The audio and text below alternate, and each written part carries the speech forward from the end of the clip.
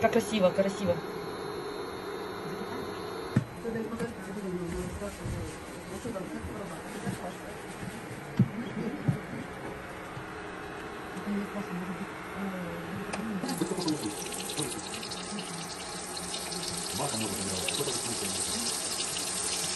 Какие делаем?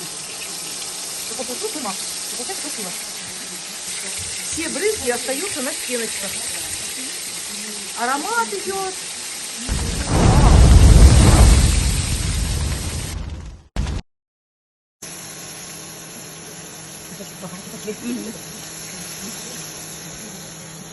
Аня, посмотри, все чисто. Юля, чисто.